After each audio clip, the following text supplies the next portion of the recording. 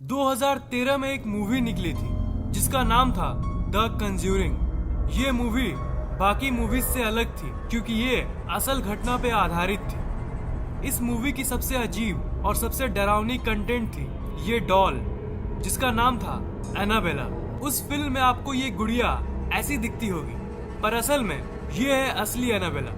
उस मूवी को ज्यादा एंटरटेनिंग बनाने के लिए उस डॉल को डायरेक्टर ने रीडिजाइन करवाया था पर असल में ये डॉल बाकी गुड़ियों जैसी एकदम सिंपल दिखती थी। वीडियो शुरू करने से पहले मैं ये कहना चाहता हूँ कि आप लोगों में से कई लोग आत्माओं और भूतों पे यकीन नहीं करते होंगे, इसलिए मैं आपको मेरी घोस्ट वाली वीडियो देखने के लिए कहूँगा।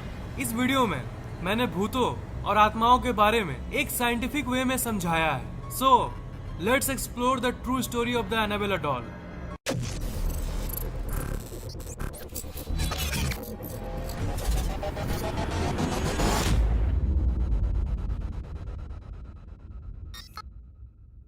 इस वीडियो को पूरा जरूर देखिएगा क्योंकि आपको एनाबेला से रिलेटेड सारी इंफॉर्मेशन मिलने वाली है। इसकी कहानी शुरू होती है 1970 में। एक लड़की जिसका नाम था डोना, उसे उसकी माँ एक एंटीक डॉल गिफ्ट करती है। उसे बचपन से ही डॉल बहुत पसंद था और इसलिए कॉलेज में होने के बावजूद भी वो इन सब चीजों के साथ खेलती थी।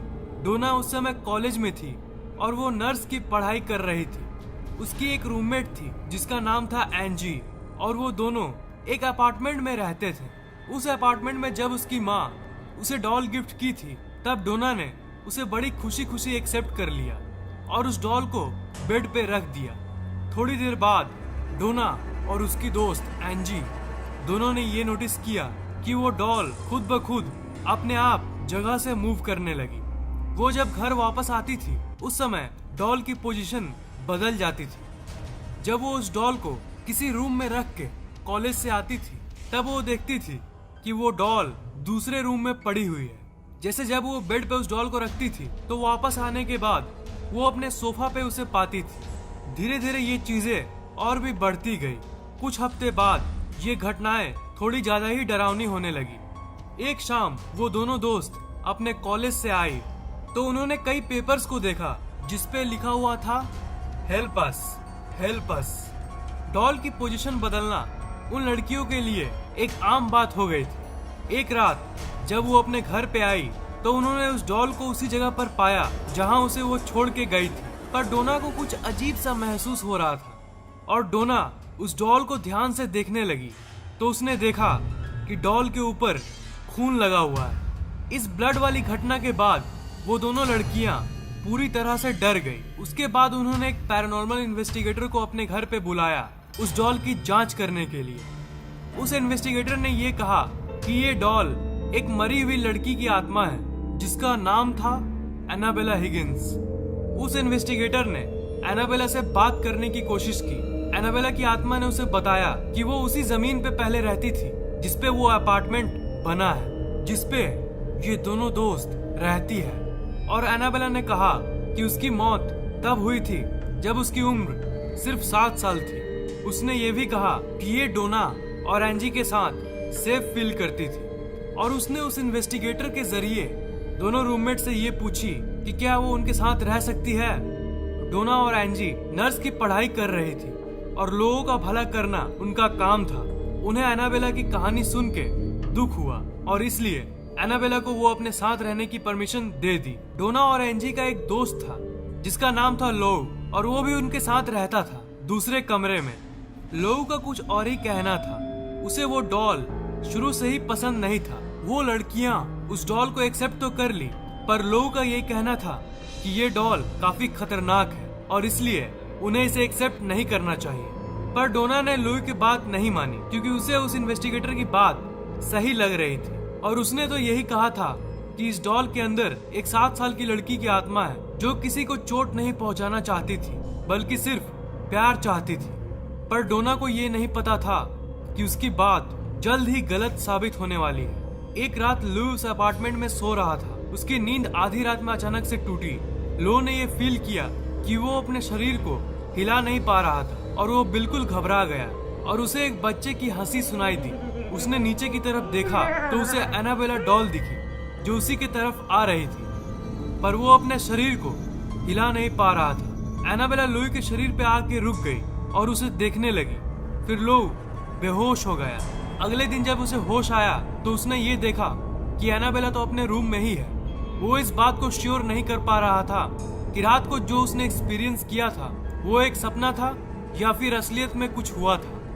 उस दिन दोपहर में लुई और एंजी उस अपार्टमेंट में अकेले थे। अचानक से डोना के कमरे से उनको एक अजीब सी आवाज सुनाई थी। उन्होंने ये सोचा कि कोई चोर अपार्टमेंट में घुस आया है। लुई बेडरूम की तरफ गया और उसने देखा कि वो रूम तो खाली था, कोई उसके अंदर नहीं था, सिर्फ उस डॉल के बदले जो उस रूम में फर्श पर पड़ी हुई थी। उस रूम में अचानक से लुई को लगा कि उसके पीछे कोई है। वो अचानक से घूमा पर उसने देखा कि उसके पीछे कोई नहीं था। अचानक से उसे अपनी छाती पे जोर से दर्द महसूस होता है और जब उसने अपने चेस्ट पर हाथ रखा तो उसने 7 निशानों को देखा और उस जगह से खून निकल रहा था। ऐसी अजीब चीजें होने लगी उस घर में। डोना और एंजी को लगा कि कोई 7 साल की लड़की तो कभी ऐसा कर ही नहीं सकती। उस डॉल पर उन्होंने शक करना शुरू कर दिया और इसलिए उन्होंने एक प्रिस्ट को बुलाया, फादर हेगन। पर फादर हेगन को लगा कि वो इस काम के लिए सही नहीं है। ऐसी स्पिरिट की जांच करने के लिए उन्हें किसी बड़े प्रिस्ट को कांटेक्ट करना चाहिए। इसलिए उन्होंने फादर कुक, जो एक बहुत बड़े प्रिस्ट थे, उन्हें कांटेक्ट किया। और फादर कुक ने बाद में जाके एड और लॉरेन वैरन को कांटेक्ट किया। और इनके बारे में तो आपने कंज्यूरिंग मूवी में देखा ही होगा। एड वैरन ने उस अपार्टमेंट में जाके डोना, एंजी और लुई से बात किया और इन्वेस्टिगेशन के बाद उन्हें ये पता चला कि एनाबेला सिर्फ एक 7 साल की लड़की की आत्मा नहीं है, बल्कि एक शैतान की आत्मा है जो एक छोटी लड़की बनने का नाटक कर रहा था। और उसकी इंटेंशन प्यार पाना नहीं, बल्कि डोना या फिर उसके 2 दोस्तों के शरीर पे कब्जा करना था, यानी उनके शरीर में प्रवेश करना था। डोना ने उस डॉल को वैरेंस को सौंप दिया और एड और लॉरेन वैरन ने उस डॉल को अपने साथ रखने का डिसीजन ले लिया। एड ने एनाबेला को अपने बैक सीट पे रखा। जब उस डॉल को वो अपने घर ले जा रहे थे तब उन दोनों को एक अजीब से हेट महसूस हो रही थी, जिसे वो फील कर पा रहे थे। और बीच बीच में कार की स्टीयरिंग और ब्रेक्स काम करना बंद कर दे रही थी। एक जगह पर कार की बैलेंस पूरी तरह से बिगड़ गई थी और इसलिए एड ने होली वाटर एनाबेला पे छिड़क दिया। वो उस डॉल को शांत करने में कामयाब रहे और वो आखिर में अपने घर पहुंच गए। शुरुआत के कुछ दिनों में उन्होंने ये नोटिस किया कि एनाबेला अपने आप ही दूसरे कमरे में पहुंच जाती थी। एक कैथोलिस्ट प्रिस्ट जिनका नाम था फादर जेसन ब्रैडफोर्ड, वो एनाबेला डॉल को देखने के लिए एड और लॉरेन वैरन के घर पे आए और उस डॉल को देखने के बाद उन्होंने उस डॉल को उठाया और ये कहा, तुम सिर्फ एक डॉल हो, तुम किसी को चोट नहीं पहुंचा सकती। फिर एड ने उस प्रिस्ट को कहा, आप इस लाइन को नहीं कहते तो अच्छा होता। लॉरेन ने उस फादर को ये कहा कि घर जाते समय सावधानी से गाड़ी चलाइएगा और उन्हें घर पहुंचने के बाद फोन करने को कहा, क्योंकि एड का मानना था कि इस डॉल को उन्होंने वो बात कह के गुस्सा दिला दिया था। कुछ घंटों बाद एक फोन कॉल आता है जिसमें उस प्रिस्ट ने बताया कि वो एक एक्सीडेंट में मरने से बाल बाल बच गए।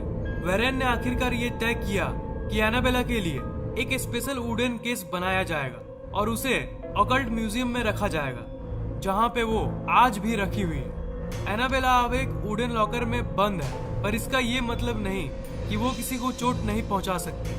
कुछ सालों बाद एक बार एड अपने विजिटर को एनाबेला के बारे में बता रहे थे। तब उस विजिटर ने उसी रूम में एनाबेला डॉल के सामने ही उसका मजाक उड़ा दिया।